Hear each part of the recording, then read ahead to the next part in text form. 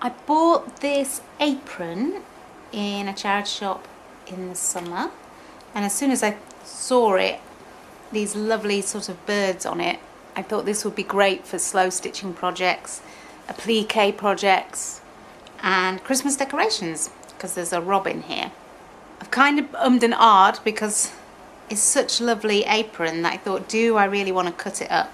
But I never wear aprons, so I think it's going to make lots of different things, so we are going to cut it up.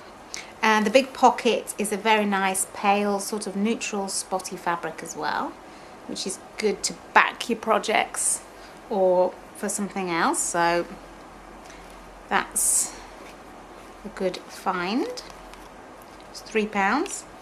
And I think if you are looking for fabrics, as well as buying like bags of scraps and looking in charity shops and things, tea towels are great because they're usually made out of a heavy cotton, and they come in with all sorts of patterns and things on it, so they're fun.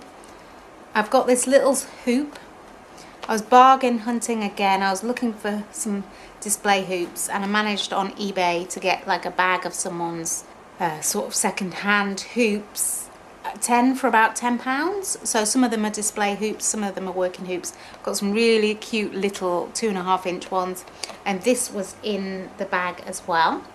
So it's designed for a cross stitch, but because it's nice bright red, I thought it would be a great display hoop for a little robin.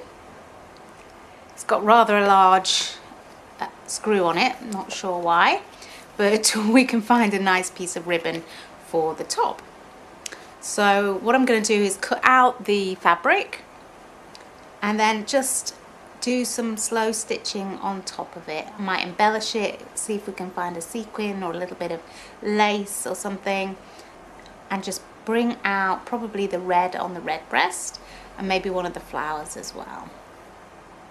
And that's quite an easy way of making a Christmas decoration or decor for your house, or even a gift.